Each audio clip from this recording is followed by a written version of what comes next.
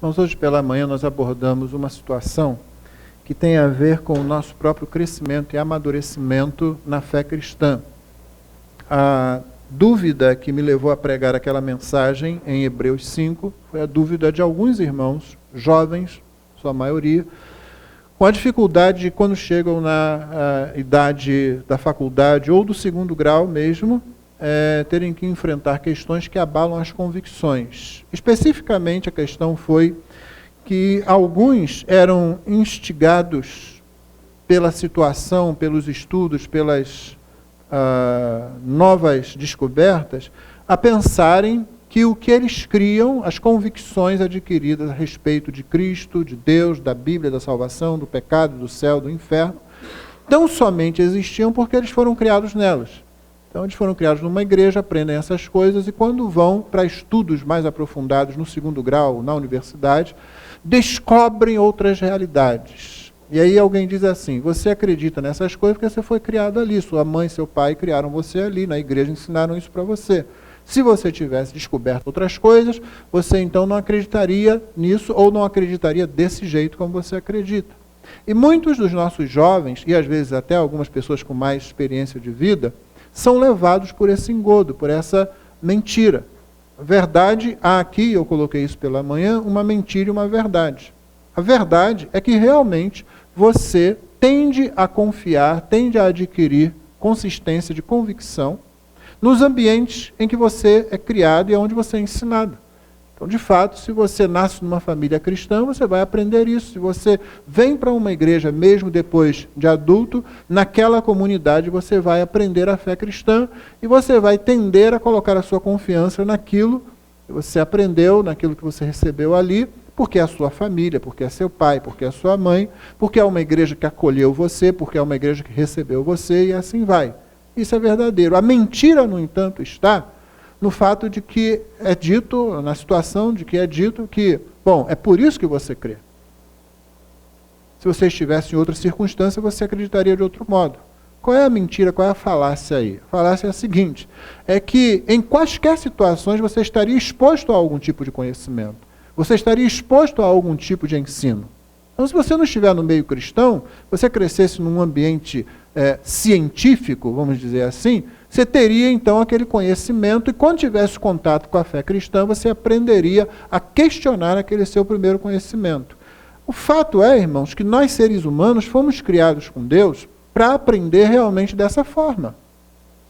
Você realmente vai aprender em ambientes, e você não vai frequentar todos os ambientes possíveis no planeta, e nem todos os ambientes possíveis em todos os tempos.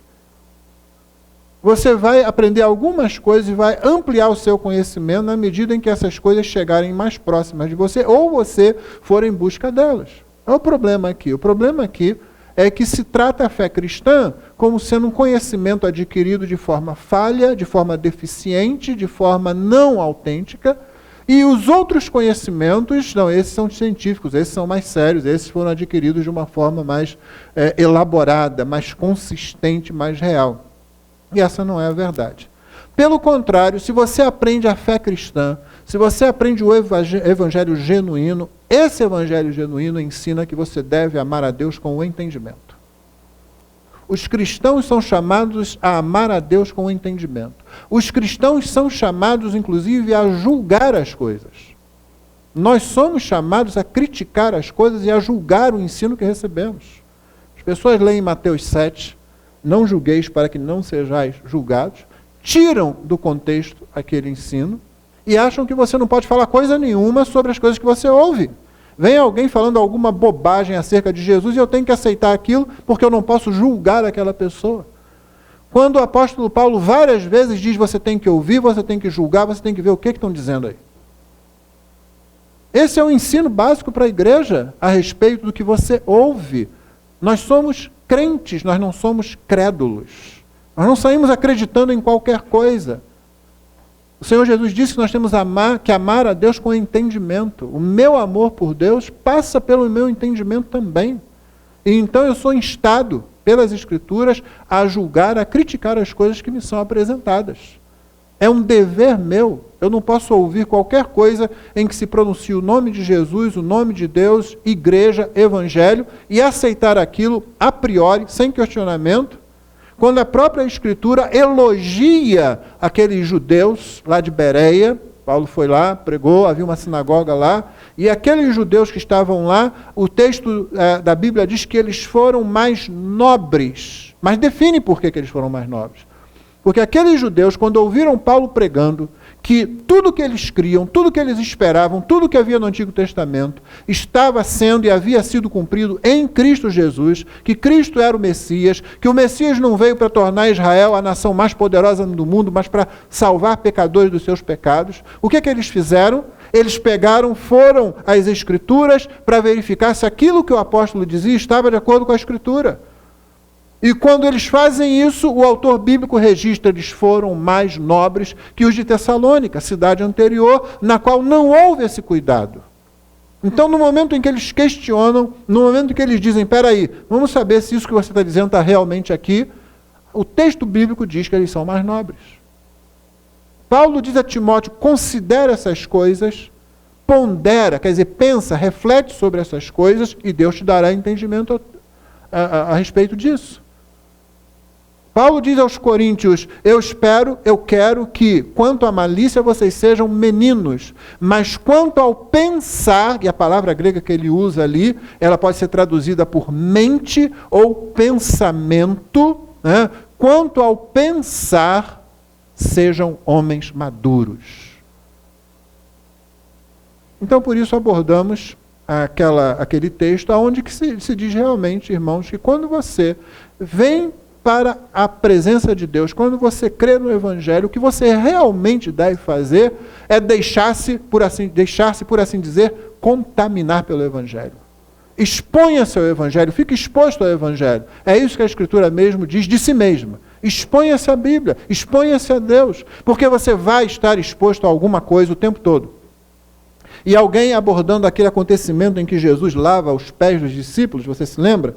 Ele dando uma demonstração de humildade, de cuidado, de exemplo de serviço, ele pega uma bacia, um balde com água, pega uma toalha, enrola a sua própria roupa, coloca aquela toalha ali e sai lavando os pés dos discípulos. Quando ele vai lavar os pés de Pedro, Pedro diz, não, de jeito nenhum. Aí Jesus responde, se eu não lavo os seus pés, você não tem parte comigo. Aí Pedro, como sempre exagerado, né, diz, bom, então não somente o pé, mas banho completo, Senhor. Aí Jesus diz assim, olha, quem já está lavado não precisa que se lave, senão os pés. A ideia de Jesus ali é de serviço realmente. Ele termina dizendo, se eu fiz assim com vocês, é assim que vocês devem fazer uns com os outros. Mas alguém notou uma coisa, um princípio bastante interessante você notar nessa situação. Por que lavar somente os pés? Ora, era comum, naquele momento histórico, como ainda acontece hoje em certos lugares, depois de uma caminhada até a casa de alguém, uma forma de receber a pessoa, de dizer que ela é bem-vinda, de mostrar para ela que ela fique à vontade, de fazê-la sentir-se bem e descansada, é justamente você lavar a parte do corpo que está o tempo todo trabalhando, né, nas estradas poeirentas e tal ali. Então a pessoa senta, vem um escravo, geralmente é um escravo que faz isso, foi essa posição que Jesus assumiu quando ele fez aquilo. Vem um escravo, coloca lá, a pessoa põe os pés são lavados ali, há um certo conforto e tal. E alguém disse assim, bom, é porque os pés são justamente aquela parte que estão em contato com o mundo. Então estão sempre sendo contaminados com o mundo. Alguém viu isso aí? A gente pode usar isso como analogia, não é um ensino direto do texto, mas como analogia. Você está sempre exposto às situações à sua volta, o tempo todo.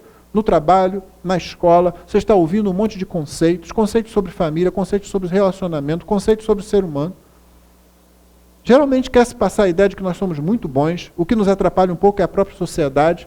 É um conceito conflituoso, é um conceito desequilibrado, na verdade, mas se vende isso por aí.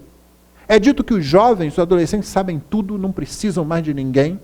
Vendem esse peixe e muita gente compra esse peixe podre, né? Enfim, uma série de coisas são ditas aí.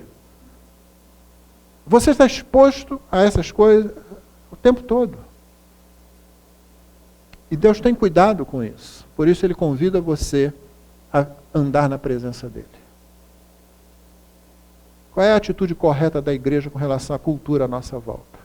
nós não nos identificamos com a cultura a priori, nós não nos deixamos absorver pela cultura, nós não condenamos a cultura a priori, nós não aprovamos a cultura a priori. A melhor definição que eu tenho lido e o conceito que eu tenho chegado é: a igreja desafia a cultura.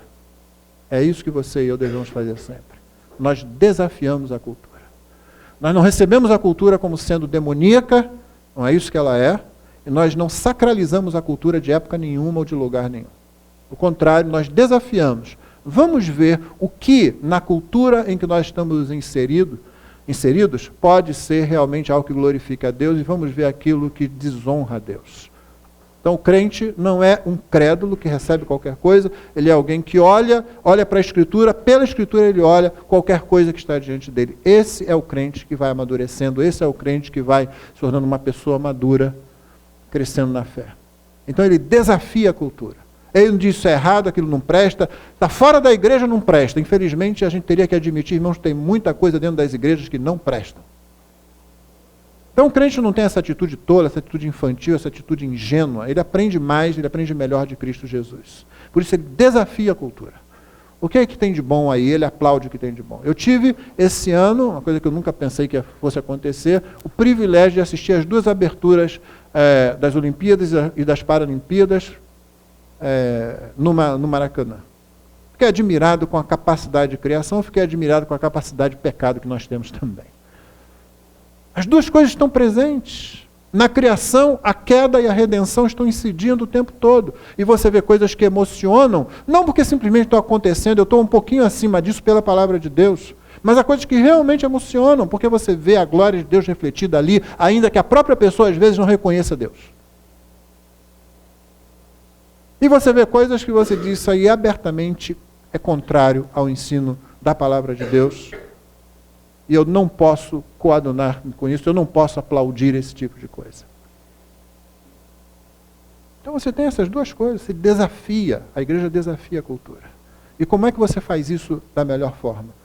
Deixando-se contaminar bastante por Deus, pela palavra dele.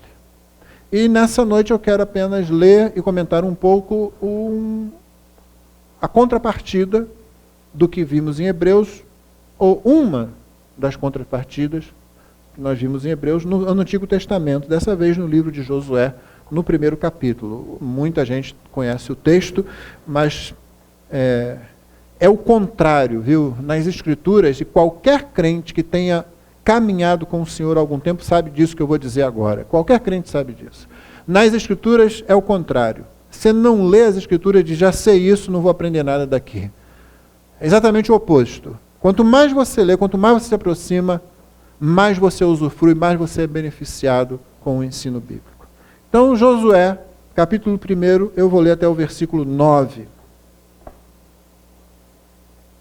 Sucedeu depois da morte de Moisés, servo do Senhor, que este falou a Josué, filho de Num, servo de Moisés, dizendo: Moisés, meu servo, é morto, dispõe-te agora, passa este Jordão, tu e todo este povo, a terra que eu dou aos filhos de Israel. Todo lugar que pisar a planta do vosso pé, vô-lo tenho dado, como eu prometi a Moisés.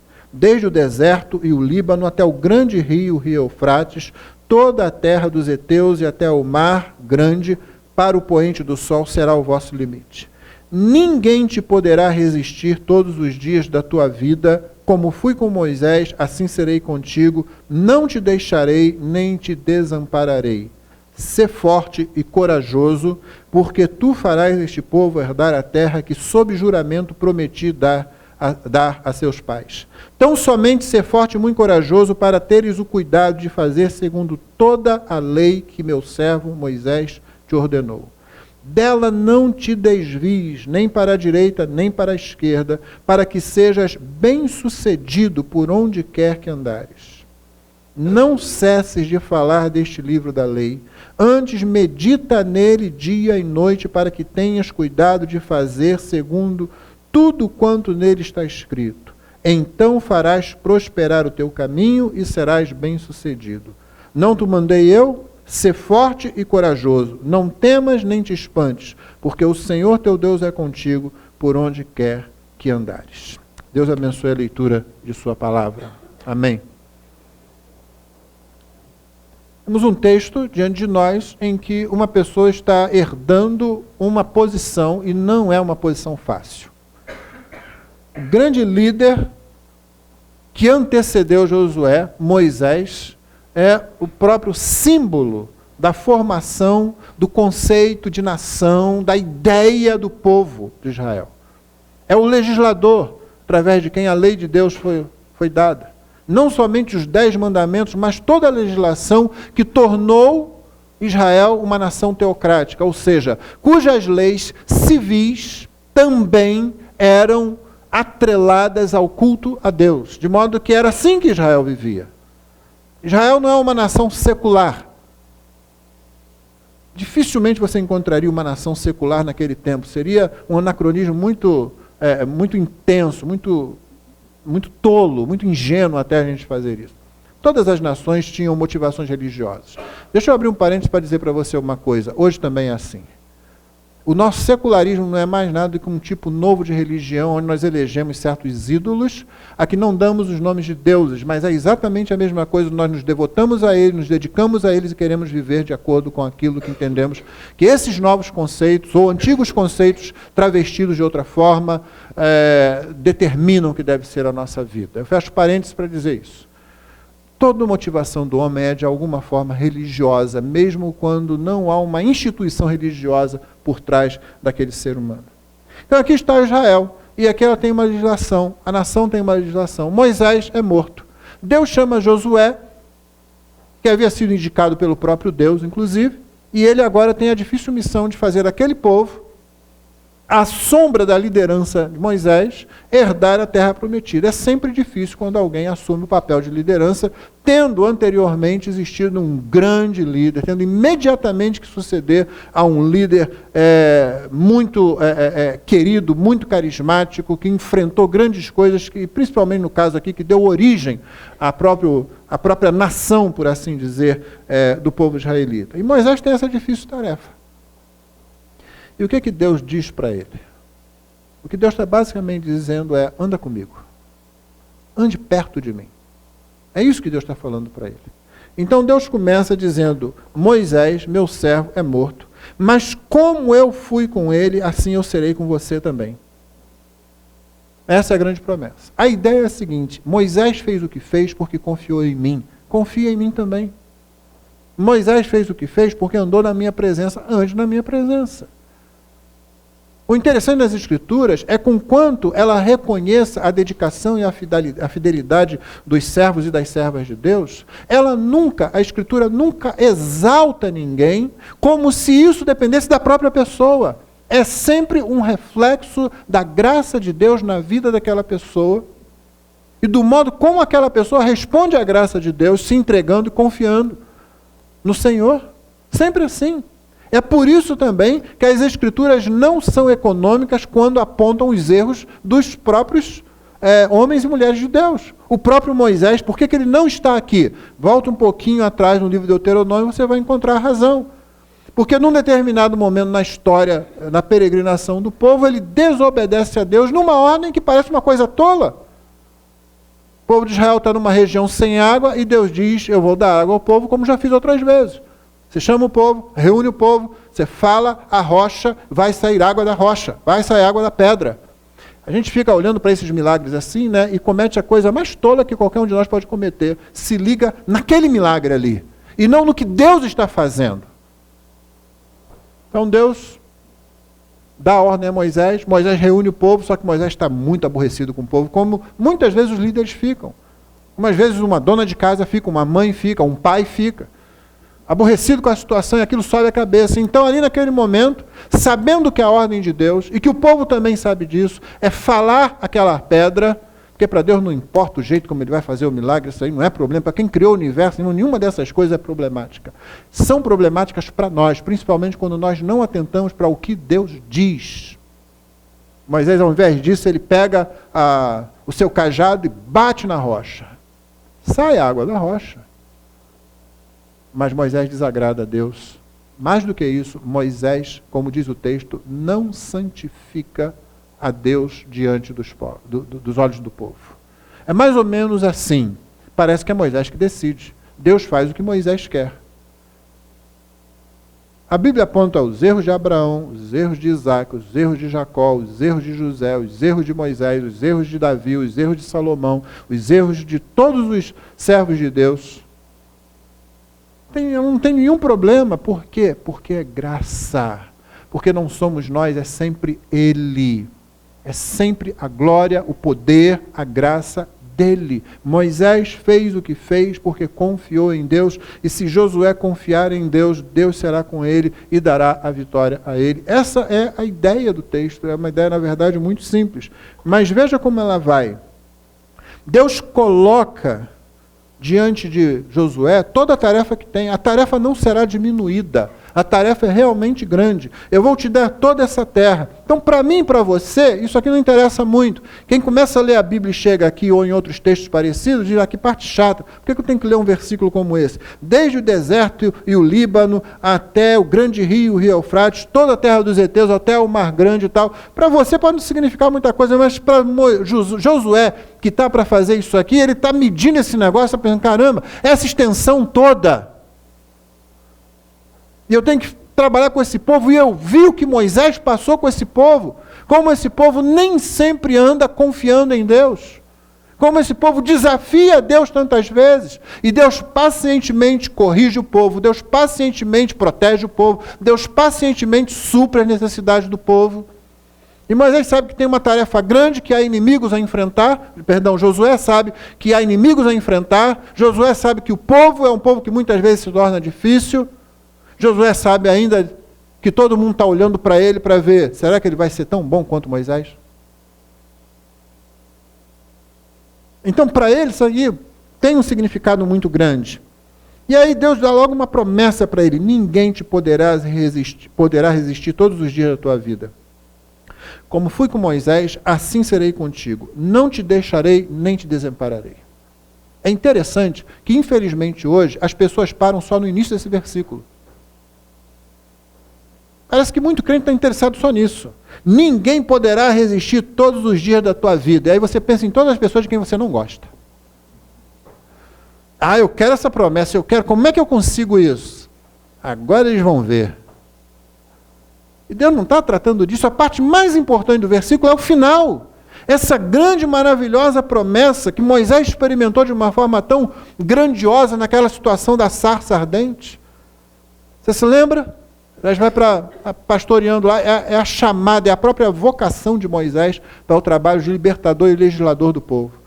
Ele já está fora do Egito uns 40 anos, mais ou menos, e aí está pastoreando lá o rebanho do seu sogro, chega num lugar onde tem lá uma sarça, um arbusto que está queimando, mas que não se consome. Eu devo dizer que não foi a única vez que aconteceu aquilo. Que em certas situações isso aconteceu. Como se costuma dizer, se você der as condições certas, temperatura, pressão, umidade do ar, etc., esse fenômeno tem sido observado naquela mesma região em outros momentos. Mas Moisés, como eu e você faríamos, presenciando uma daquelas situações ali, ele olha aquilo, eu vou chegar perto disso, eu quero verificar isso, porque olha só, é uma coisa maravilhosa que está acontecendo, essa planta aí queimando e ao mesmo tempo não se consumindo. Ele não sabe realmente do que ele está se aproximando. Ele chega perto e de repente ouve uma voz. Moisés, não te chegues para cá, o terreno que você está pisando é santo, tira as sandálias dos pés. E aí ele vê o verdadeiro milagre, ele vê a verdadeira maravilha que está acontecendo ali. A verdadeira maravilha é que Deus se encontre com o ser humano e esse ser humano não seja pulverizado imediatamente. Aqui, Josué está experimentando algo semelhante. Ele já havia sido indicado pelo próprio Deus, Moisés já tinha dito isso para o povo, ele já tinha sido apontado como sucessor de Moisés, mas é muito importante para quem vai fazer essa tarefa que o próprio Deus chegue perto, e Deus é bondoso, Deus é misericordioso, Deus sabe que mesmo os homens mais destemidos, mais ousados, precisam ouvir a sua voz, precisam ouvir a sua palavra. Então as palavras mais importantes não são as primeiras, são as últimas. Não te deixarei, nem te desampararei. Que promessa maravilhosa de Deus é isso. Em Cristo Jesus, na cruz do Calvário, o que Deus está dizendo, para os seres humanos é: eu não estou me afastando de vocês, eu estou me aproximando de vocês. Na verdade, ele já tinha dito isso na medida em que Cristo tomou sobre si natureza humana, na medida que Cristo nasceu, aquele neném que nasce lá em Belém, é Deus se aproximando, é Deus no meio dos seres humanos, vindo para salvar. Vem para salvar, como Isaías havia profetizado. O teu Deus vem e ele te salvará. Na cruz ele está pondo um ponto de exclamação, sublinhando, colocando em negrito e publicando isso de forma bem intensa. É a demonstração do amor e da justiça de Deus para atrair pecadores a si. Todos aqueles que se arrependem e creem em Cristo. É Deus confirmando essas palavras: eu não te desamparo, eu não te deixo. Nenhuma promessa, irmão, pode ser maior do que essa. Mais do que tudo mais que Josué tinha ouvido aqui, você se lembra que Moisés, depois daquele chamado, precisou ouvir essas palavras, precisou se certificar dessas palavras? Se não, lembra você. O povo havia sucumbido à idolatria. Moisés havia subido ao monte para receber lá os 10 mandamentos. O povo ficou ali, o tempo passou, e passaram-se algumas semanas, e o povo começou a dizer: esse Moisés deve ter morrido. Tirou a gente do Egito, tudo bem, fez o papel dele, mas cadê ele? Deve ter morrido por lá mesmo. E o povo vai dispersar, isso aqui vai virar uma bagunça tremenda. Então eles acham que tem uma ideia melhor do que Deus. Normalmente nós fazemos isso. Nós sempre achamos que temos uma ideia melhor do que Deus. Deus deixou a gente sem nada aqui. Mandou a gente esperar. Que coisa chata é esperar. Poucas coisas são piores para nós do que esperar qualquer troço, qualquer coisa, qualquer evento, qualquer situação. Nós não gostamos disso. Ficar aguardando uma coisa. Moisés sobe e diz assim: fiquem aí, aguardem. Aí logo o pessoal tem uma ideia: olha, vamos... Arão, dá um jeito aí. Arão é o sacerdote, faze-nos deuses. É o irmão de Moisés, ele ainda não era o sacerdote, mas já estava encaminhando nessa direção. Faze-nos deuses. Aí ele pega lá as coisas do povo, constrói uns bezerros lá, coloca: esses são os teus deuses que te tiraram da terra do Egito. E isso atrai naturalmente a ira de Deus. A ira de Deus é atraída pelo pecado humano. Ela é nada mais, nada menos que a reação justa e santa de Deus ao pecado humano. A disciplina vem, pessoas do povo morrem, Deus mostra que há seriedade no que ele está fazendo. E aí quando Moisés, depois de resolver, ele volta para resolver aquela situação, quando ele volta para Deus, ele precisa ouvir isso aqui. Ele diz para o Senhor o seguinte: Senhor, se o Senhor não vai conosco, então eu não vou tirar, não vou dar um passo daqui. Porque se Deus prova a Moisés, o pecado do povo, como nós falávamos aqui com os homens há pouco na reunião dos homens, o pecado do povo, o pecado dos outros, é usado por Deus para amadurecer e fazer crescer o próprio Moisés. Então Moisés está enfrentando aquela situação e Deus fala com ele: eu vou deixar, eu não vou com vocês não, eu vou enviar o meu anjo.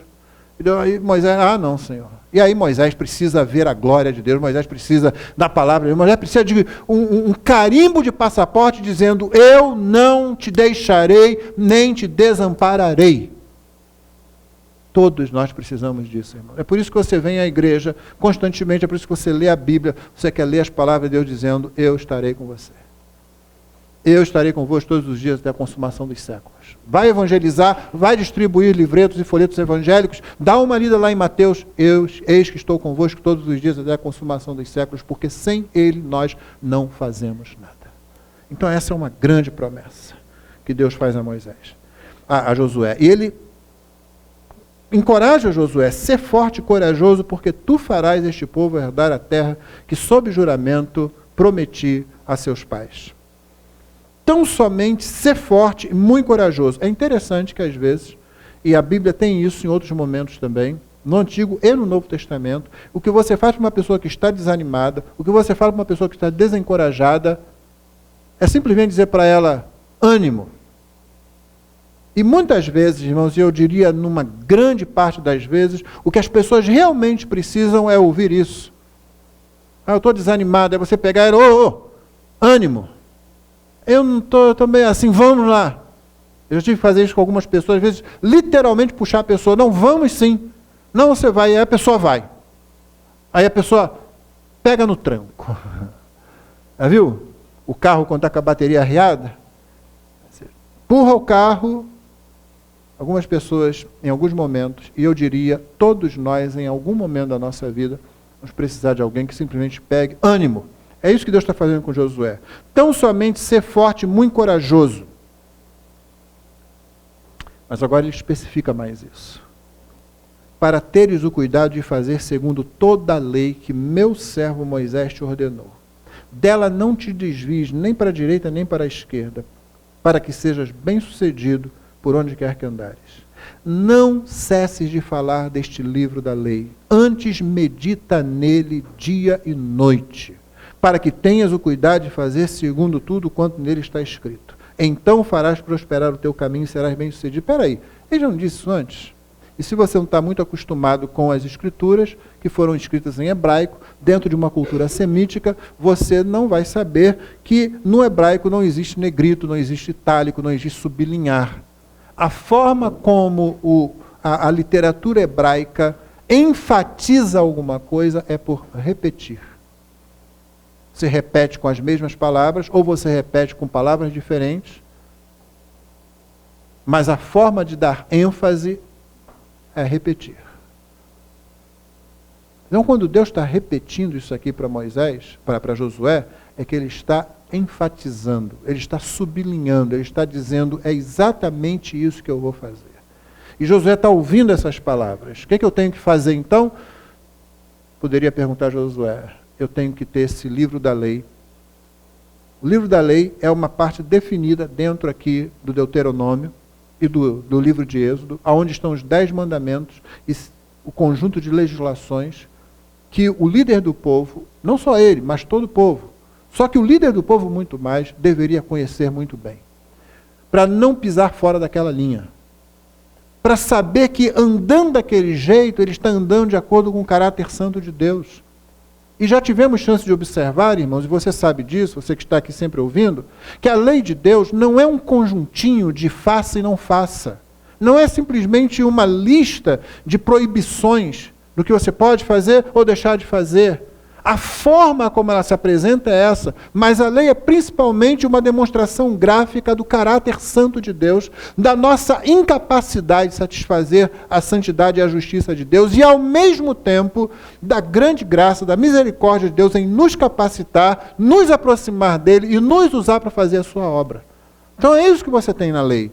Quando Deus está falando para Josué, medita na lei de dia e de noite, guarda, faz conforme está na lei, não te desvies nem para um lado nem para o outro. O que Deus está dizendo é, ande na minha presença, fique junto de mim. Nada mais que isso. Que é o mesmo que é pedido de mim e de você. Porque como foi dito no começo, você sempre vai estar exposto a alguma coisa. Disputando a sua lealdade. Muitas delas tentando seduzir você. Apontando para caminhos que afastam de Deus. E se você simplesmente deixa para lá, você começa a ser contaminado por outras coisas. Ora, o cristão, que é realmente regenerado e salvo, ele ainda assim pode ficar bastante enfraquecido. Dada a promessa de Deus, não te deixarei, nem te desampararei, o Senhor não permite que sejamos arrebatados da sua mão. Ele diz, nada arrebata as minhas ovelhas das minhas mãos. Mas você pode se tornar grandemente enfraquecido e até mesmo inútil. Então o caminho é o caminho inverso. Coloque-se na presença de Deus, busque a presença de Deus, conheça as Escrituras, conheça o Deus em que você crê. É isso que Moisés recebeu, é isso que Josué recebeu, é isso que todos os homens e mulheres de Deus nas Escrituras receberam para fazer. Ande na minha presença. Deus falou isso para Abraão, foi uma das primeiras coisas que ele disse para Abraão, anda na minha presença e ser perfeito. Anda na minha presença, como Deus gosta de um passeio, irmãos, como Deus gosta de companhia, não é? Que coisa agradável quem já teve a oportunidade de fazer isso, quando você está num lugar bonito, um lugar gostoso, um passeio, você tem então uma pessoa para andar com você. Deus gosta de, talvez você não goste sempre, talvez você goste de ficar sozinho um pouco. Deus ama a companhia de pecadores como nós. O primeiro caso que se registra foi o caso de Enoque. A Bíblia diz que Enoque andou com Deus e Deus o tomou para si. Não se viu mais porque Deus para si o tomou.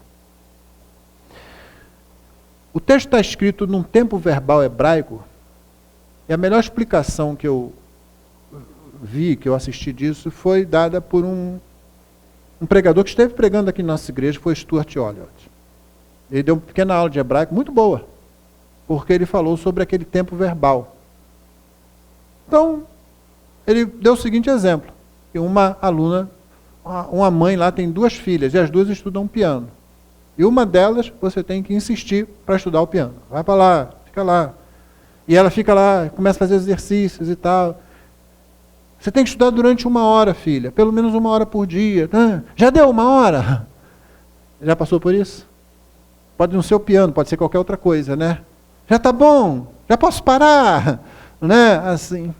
E aí quando finalmente chega a muito custo aqueles 60 minutos ali, tá bom, filha, pode, nem termina a frase, ela já caiu fora. Aí vem a outra, né? A outra, quando a mãe fala, ela já está sentada lá. E ela fica. E a mãe tem que arrancar ela de lá. Porque ela vai estudar, vai estudar, vai estudar, vai estudar. Filha, já está bom, você já está aí há 2h30. Não, mãe, peraí que estou quase chegando no ponto. E continua, e finalmente ela tem que fazer alguma coisa. Quando a Bíblia fala, Enoque andou com Deus, a forma verbal do verbo andar ali, não é um andar simplesmente como se estivesse caminhando. Não, não. É algo assim, como essa segunda filha. É algo intenso. Não andou sim porque se esbarrou, entendeu? Encontrou, deu um encontrão. Não. É andou. É aquela conversa de amigos. E o pessoal gosta de contar, né? E eu já ouvi isso há tantos anos, né? O pessoal gosta de contar que Enoque sempre andava com Deus, sempre se encontrava com Deus, e ele andava, e um dia eles saíram andando e andaram tanto, um dia Deus disse assim, Enoque, estão mais perto da minha casa do que da sua, fica por aqui. Pronto. Aí Enoque ficou. Deus ama andar com pecadores como nós. Deus traça a ponte, traça o caminho, abre as portas, derruba os muros para chegar até nós. A cruz é uma grande ponte aberta por Deus para a nossa presença. É interessante que o livro de Hebreus diz que Cristo nos abriu um caminho novo e vivo para dentro do véu, para dentro do santuário. A ideia do texto é a seguinte, em Cristo você chega, tem acessibilidade a Deus. Mas a verdade é que muito mais do que isso, o texto está dirigido a nós, mas muito mais do que isso, Deus abriu um caminho para chegar até a gente, veio ao nosso encontro. Deus ama andar com pecadores. Há um hino que chama Cristo disso, amigo de pecadores. Esse é um dos títulos mais gloriosos do Senhor Jesus, amigo de pecadores. Ele foi acusado disso, né? Usaram isso pejorativamente para ver se diminuíam a dignidade dele. Mas Jesus tem orgulho, eu posso colocar assim, de ter esse título, amigo de pecadores. Por que come e bebe o vosso mestre com os publicanos e as meretrizes? Por que come e bebe o vosso mestre com os pecadores? E é lá justamente que ele estava. Ele usa esse título com muito gosto, amigo de pecadores. Deus ama andar com você mais do que você ama andar com ele. Pode ter certeza disso. O que Deus está falando aqui para Josué, anda comigo, eu quero andar com você. E andando comigo, ninguém vai te resistir. Andando comigo, você vai ter êxito na vocação, no trabalho que eu tenho para você realizar. E andando comigo, você vai me glorificar, me honrar, e você vai experimentar o que é verdadeira alegria. Ele termina esse parágrafo, na verdade, dizendo isso. Não te mandei eu... Quando no hebraico essa pergunta é feita, é um tipo é uma pergunta retórica para uma confirmação.